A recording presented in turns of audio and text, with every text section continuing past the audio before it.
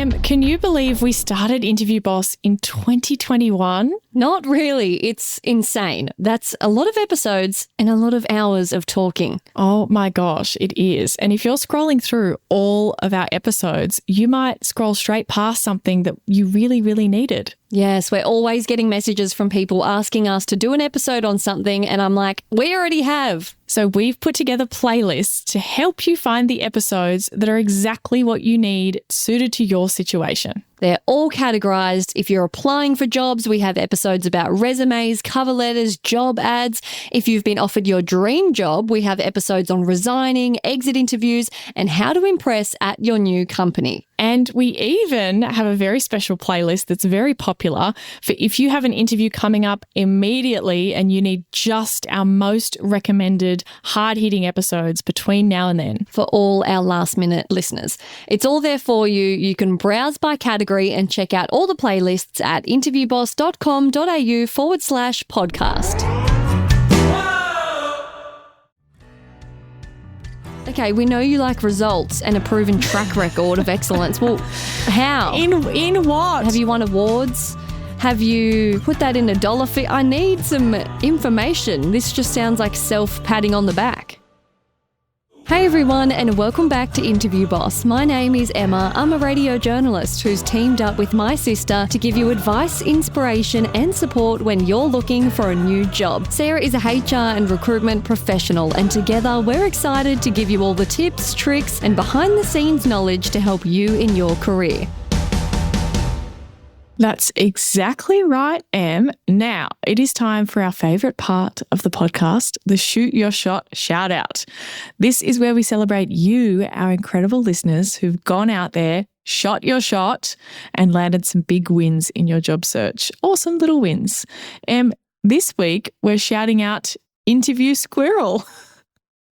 Yes. Interview Squirrel bought us 3 coffees and said, "Ladies, thank you. Your podcast helped me get confidence and knowledge in all aspects of the job hunting process. I went from working for myself for the past 15 years to stepping into the corporate world, and I felt like I had about the same amount of experience in the interview process as a squirrel." I thought, what do you mean prepare? I'll just show up and they'll ask me stuff, right? Needless to say, after the first fairly awkward interview, I found your podcast, and over the past month I've been religiously listening to episode after episode, improving my strategy each time. Surprisingly, I moved on to the next round in the previously mentioned interview, and I went through 5 interviews for this position. I was so nervous in the final presentation round that I even tried the butt cheek strategy. Unfortunately, my hands and voice were still shaking, so that one didn't work for me. Luckily, almost everything else I learned did, though, both the skills you teach and the encouragement through you both. I specifically love how you make the interview process less intimidating and how to laugh at the uncomfortable. Anyway, I'm happy to report that the company just made me an offer, which was $25,000 over what I would have been happy to accept. Thanks again, you rock. Oh, that's incredible. I'm so sorry the butt cheek clenching didn't work. This is heartbreaking. This is its first failure out there. That's devastating. But it's also such a funny way to deliver that, to say, the butt cheeks didn't work, so it's a good thing that literally everything else, which is actual strategy. It's not good marketing for our tips, is it, that the butt cheeks didn't work? Interview Squirrel, you should have lied and said, no, kidding. No, it's funny because it's like, I kind of like in that moment that they're going, oh, it's not helping. Oh, well, I'll have to use the real tips of actually giving good answers and not worry about the shaky hands. So true.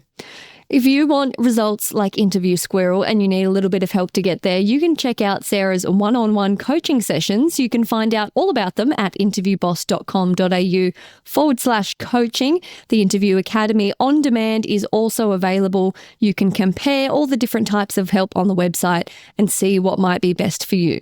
Yep. Our Interview Academy is like a shortcut transformation from interview squirrel to interview superstar.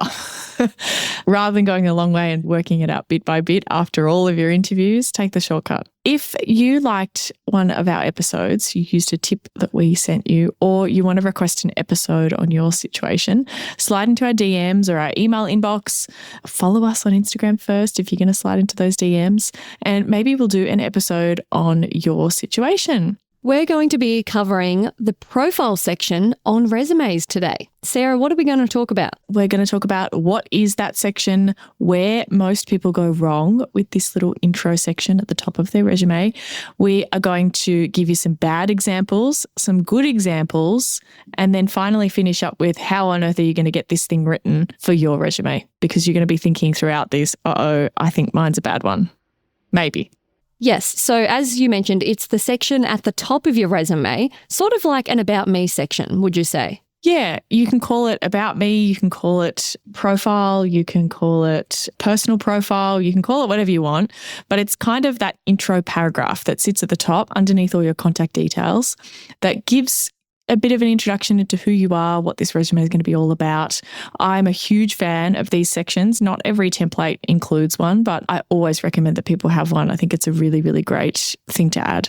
Where do people go wrong? What are the common things you see that you wish people didn't do on these sections? Often they're too long.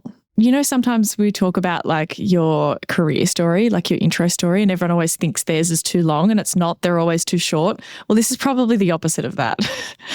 Most of them are too long. They're like 2 paragraphs or something. And it's just when we talk about resumes, that first half page is critical real estate. And if you've got a massive big chunk of words, I just can't be bothered to be reading that if I'm like trying to get to like, who is this? What are you looking for? Like, what's your situation? What have I just opened up? It needs to be easy to digest. And so it needs to be short. Skimmable. Yeah, that's right. And like short sentences and stuff, like we're not getting into telling a big story. That's why we use bullet points in the rest of your resume. That's the whole concept that we're kind of going for, is that this document should be skimmable and we should be able to get a bit of an overview at first glance, and then we can dive deeper if we want to. But if I can't skim at all, I might just skip your whole intro section and just look for like your most recent job title or something else that's going to give me a bit of an intro. And you'd prefer to spend that precious real estate on bullet points that showcase epic stats and examples of things you've done than a waffly intro. Yes. And if you're trying to do a story and a bit of an intro, like about why you're applying or your current situation or whatever, put that in a cover letter. That's exactly what that's for. So I think it needs to be nice and short. The other thing that I see people do a lot, this is probably the most common, and I cringe every single time. Buzzwords that don't mean anything. And it's so generic that it just feels like it's come from, resumes.com.au or something like that. Like demonstrated history in excelling at communications at all levels with stakeholders. Yeah. It's like, what is that? What are you? What are you actually doing? I don't have any idea. And we've got an example in a little bit so people can understand what we're talking about. But I often see this, unfortunately, when it's come from a professional resume writer, actually. A bad one, I will say. Plenty of resume writers are fantastic and wonderful and they do a great job. If you get one that's not great, or they haven't spent time to get to know you, or they don't know anything about you and your situation or your career or whatever, they will take a very high level approach. And then a high level approach basically means it's so generic that it could be anyone.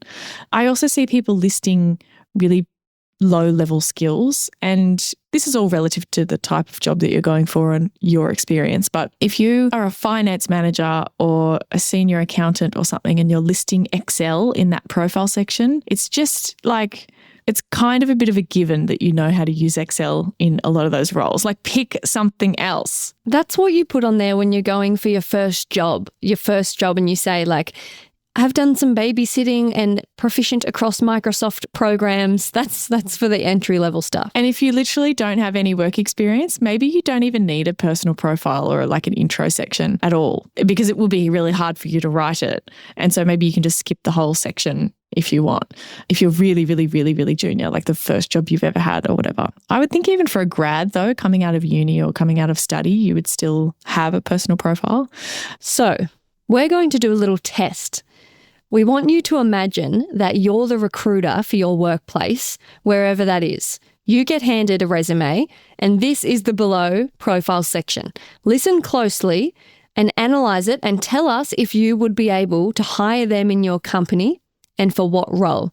So get our imaginative hats on. And whatever company you work at right now, I want you to think of that. Like, it doesn't matter what it is. It doesn't matter even if you're a dentist or something really specific. Like, I want you to imagine, would you hire this person and what role would you give them?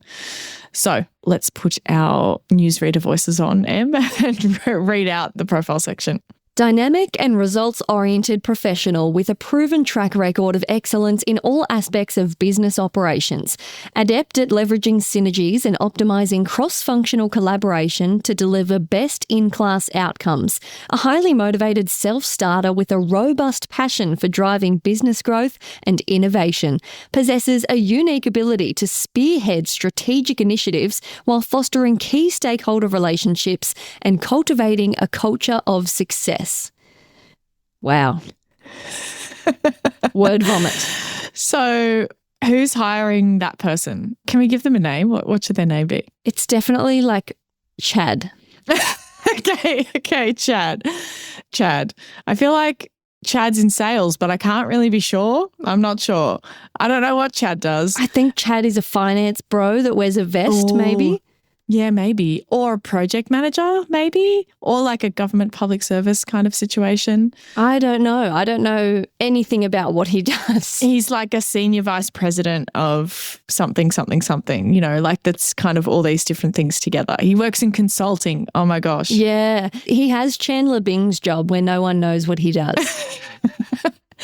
So I hope that as you were listening to that, as the recruiter with your recruiter hat on, thinking, okay, what role am I hiring this person in? You have no idea what that resume in front of you is. You're like, who is this person? I don't understand what they're even trying to apply for. I don't know what job that I could consider them for. We just have no idea. What industry they've been working in. Yeah. And we've been a little bit like deliberately, we've exaggerated a little bit because probably you would have a bit more of a clue if this was off a real resume. But honestly, it's not far off. It's really not far off. I have seen some of those sentences in people's actual resumes. Sometimes they've written it themselves. Sometimes that's ChatGPT. Sometimes it's a professional resume writer that they've paid a lot of money to have do their resume. Now, what is bad about it? What do we hate about it? Everything.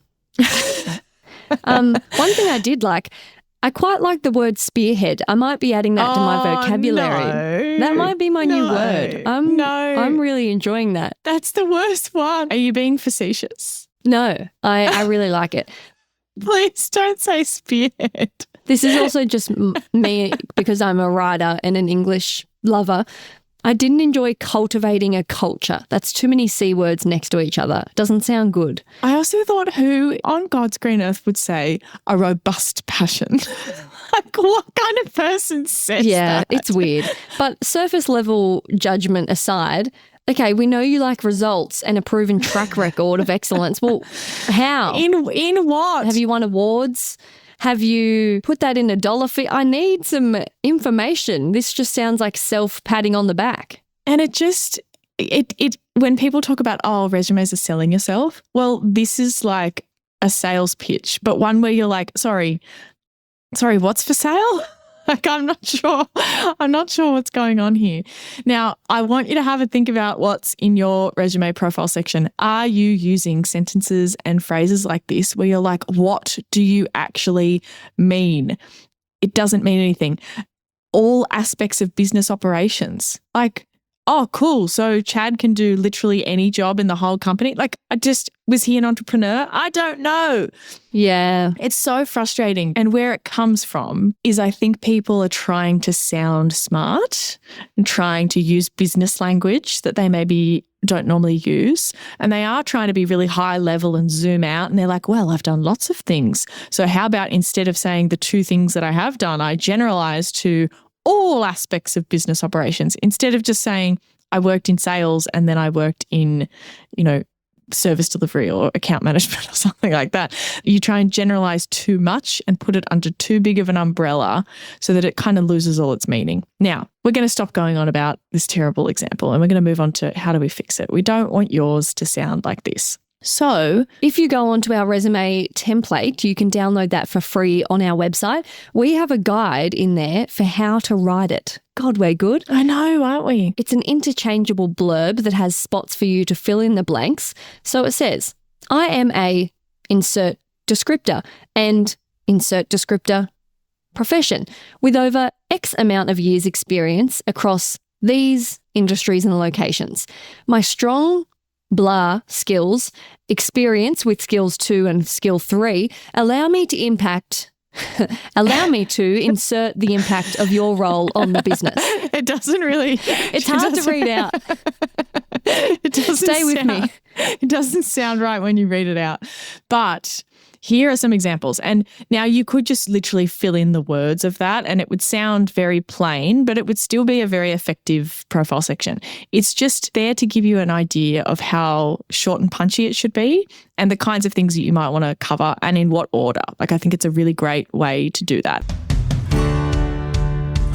Interview Academy might be the perfect thing you're looking for. Interview Academy is a course Sarah has been working on after delivering hundreds of interview coaching sessions and getting incredible results. But unfortunately, I'm only one gal living in an Aussie time zone who works a day job, and all of that mean I can't help everyone one-on-one, which drove me crazy. So for over a year, Sarah's been working on turning all of those amazing lessons into an on-demand, step-by-step interview prep course. We hold your hand through the entire thing, and you can do it at home in your own time and get instant access right now. Check it out at interviewboss.com.au/interview-academy. The link is in the show notes. So I have come up with a couple of really good examples. One if you were a marketing manager and one if you're a project manager. Now, these need to be not so generic that they could describe every single marketing manager on the whole planet. They need to be specific to the actual human that you're writing this about. That's kind of the whole point, right? A marketing manager in radio does very different things to a marketing manager for a mining company. That's exactly right. So it needs to be specific to the types of roles you're applying for and the stuff that you've done and whatever. So let's hear the marketing manager example. So, I am a creative storyteller and strategic thinker with over 8 years' experience across corporate and non-profit, bringing brands to life through dynamic campaigns. I'm passionate about using data to uncover insights, and I thrive on crafting marketing strategies that feel human but are powered by analytics. My ability to cultivate cross-functional relationships and mentor up-and-coming talent helps me build marketing teams that think outside the box and deliver an impact. Nice. Right? Do you want to hire that person? I want to meet that person. I want to chat to them. I want to understand how they use data and insights along with this creativity and human connection. I love the sound of that and it sounds very specific. I loved that sentence about feel human, as in we're not robot data nerds. It feels great, but we are being nerds in the background to make sure it's so successful. Right. And you actually feel like you could describe some traits that this person might have as well. And you've still used some stuff like cross-functional relationships, right? Because that is a thing. You just have to use it in a context that makes sense. So cultivating relationships and mentoring talent means that you're building a team that they think outside the box and they get shit done because they know people outside their team. That actually means something as opposed to just saying, I build cross-functional relationships. So I'm going to do now our project manager example. And this is probably a bit more similar to Chad. I think this is the alternate version of Chad. I am an organized chaos wrangler with 7 years of experience turning complex, high-stakes projects into success stories. With a background in construction and IT, I've learned how to speak both technical and operational languages, making me a bridge between stakeholders and hands-on teams. I'm driven by finding creative ways to streamline processes, reduce inefficiencies, and deliver results. I bring a calm, solution-oriented mindset to every challenge, keeping teams focused on the broader business goals. Hired. I love it. Yeah. Isn't it good? And organized chaos wrangler, we've got some personality in there as well. We do. I love the bridge between connecting the two different worlds. Yeah. I can tell he's valuable. Bringing a calm, solution-oriented mindset. Like, I love that, to say, great, you've got it sorted. Like, doesn't matter how chaotic our project is that we're hiring for, this person is going to sort it out. That's so cool. Like, you can imagine the kind of environment they're going to do well in. And if you had a really boring project, you might be like, oh, maybe this isn't the person. That's exactly the kind of thing that you want to be connecting the dots with. It reminds me of, I don't know if you follow Jen Hamilton, the nurse on TikTok. Love her. And she always says... With her chickens. Yeah, with the chickens. She always says when people are coming to give birth and they're fighting for their lives, they're so in such pain, and they'll say to her, I'm really scared. And she goes, that's okay, because I'm not. And it's like, I've got it handled. I will carry your scared for you because I'm not scared. And that's this guy. He's like, I know this all seems stressful, but I'm not scared because I know what I'm doing. Yeah. I'm going to find the organization inside the chaos. I'm going to streamline, reduce inefficiencies, deliver results. And again, we've still got a couple of like buzzwordy kind of things in there, but I'm hoping that as you're listening to these, you can actually hear the difference you can actually picture this person as opposed to the other person who it's like, who even is that? How senior are they? How whatever. Whereas we've got some construction and IT, we've got amount of years of experience. We've got some actual examples of what types of environments this person likes to be in, what their kind of unique value is. That doesn't describe every project manager at all. It doesn't describe every marketing manager at all. It's that particular person. Unique. Yes. Now, how on earth do we write this? How are we going to make a really great one? It's hard work. Let's just say that first of all. It's not easy. It's hard. And it's hard for someone else to do this for you, I think, too, which is why I don't think you should just go, hey, pay someone, you write this, make it sound good, because they have to really get to know you. I think they can do it well if you spend time with them and you give them a lot of inputs. But I really think that this is something you should be trying to have a crack at yourself. So a hot tip is to update the rest of your resume first. You can go and listen to our resume update challenge episode and sign up for the challenge checklist on our website. You'll get an email each day to progressively get you motivated to update a section at a time, which is super helpful. I do this a lot with essay writing and articles. I write the whole thing first and then I go back and write the intro, because you can sit there for so long trying to think so ahead and sum up everything that you haven't even thought of yet. You just end up with writer's block and staring at a screen for hours. Get stuck into the stuff that you know that you do every day. Then look back with the perspective of like, hey, what are my main themes here? How do I sum up who I am and what I do?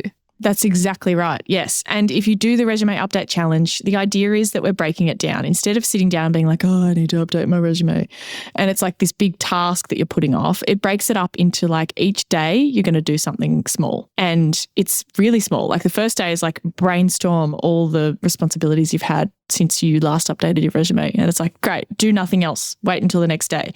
Then you're doing something else. You're summarizing them.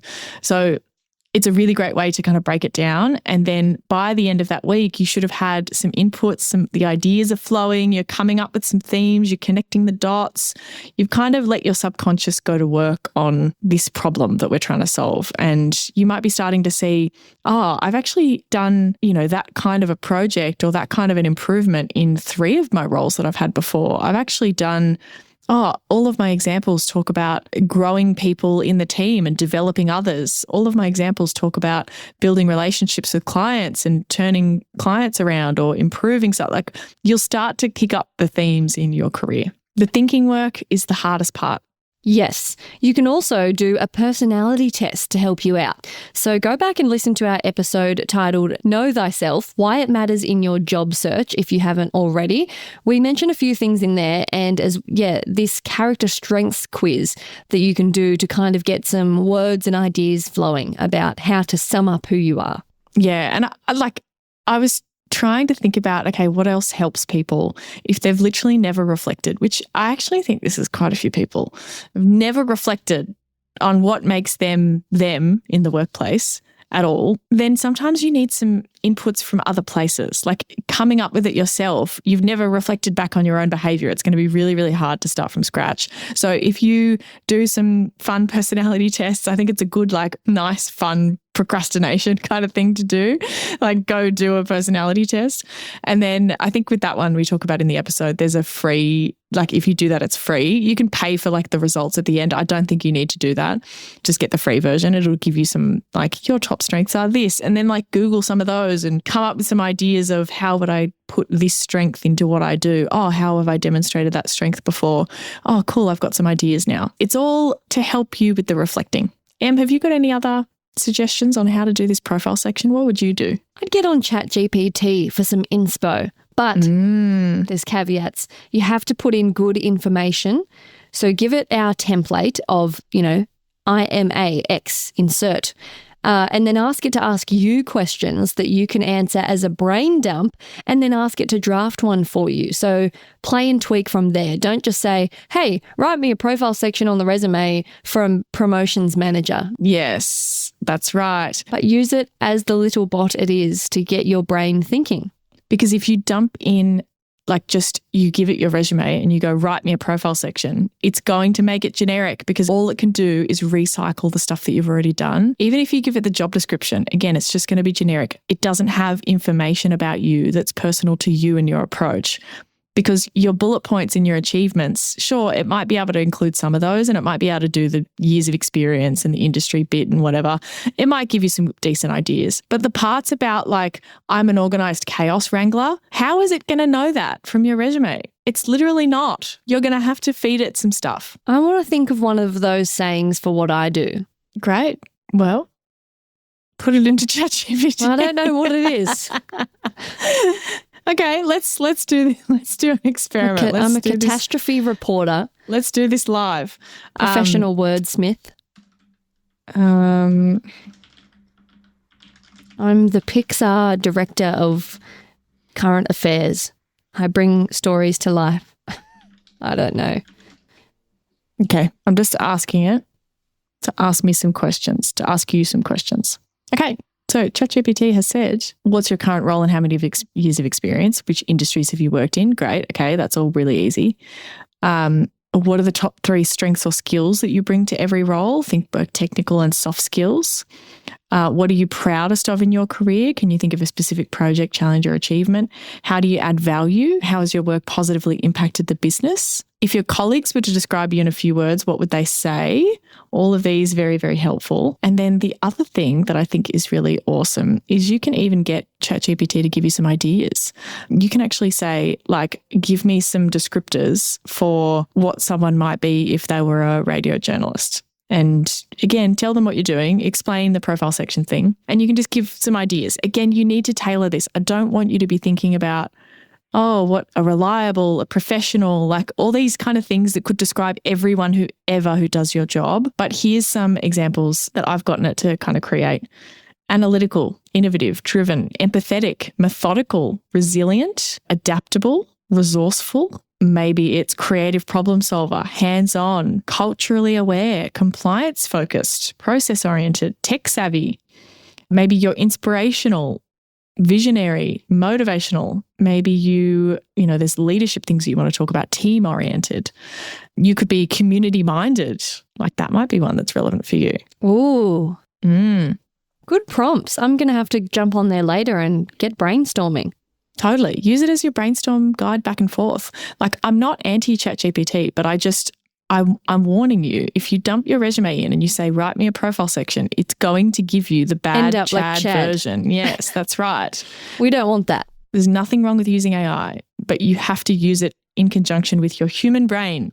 Yes. Okay. What do you reckon? Have we got enough for everyone to write their profile sections? Yeah, we do. Go forth. Godspeed. What's in your profile section? Have we got a copy of yours? I haven't done a resume in a long time. Let me pull up mine and I'll see what I said. Let's see if you think this accurately describes me. It's a few years old now. I'm a culture custodian, talent hunter, and people lover, aka an HR professional. I have over 5 years' experience building strong partnerships with managers across technology, professional, retail, and logistics divisions to help them get the best out of their people. I enjoy variety and adding value across the entire employee lifecycle. I'm passionate about helping other people succeed, so outside of my day job, I produce and host a podcast called Interview Boss that provides entertaining advice, inspiration, and support for job seekers. Wow, hired. Mm-hmm. I would not get hired with mine. I've just pulled it up. It's old. Actually, it's not the worst, but this was for a job where it had to be a strict to like a page limit or something. So I was trying to be really concise. I'm a journalist with 4 years experience in the broadcast media industry. My strong journalistic skills, experience with copywriting and all forms of social media allow me to create accurate, informative and engaging content for audiences. Great.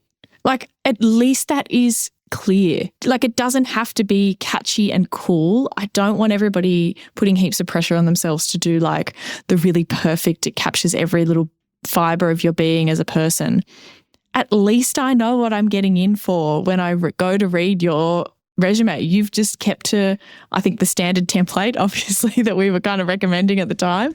And there's nothing wrong with that. Like, it does a great job. We know exactly what you've got experience in, and it shows a little bit of what you're good at. Great. Well, enjoy. Happy profile section sprucing. Thanks so much for listening to Interview Boss. If you like hearing the sound of our voices, follow us on Apple or Spotify or wherever you listen to the podcast, or better yet, tell someone else about the show. That's how we can hit the charts so we can help even more people. To go see some behind the scenes, some listener wins, and to get some savable content, check us out on Instagram at Interview Boss and chuck us a follow.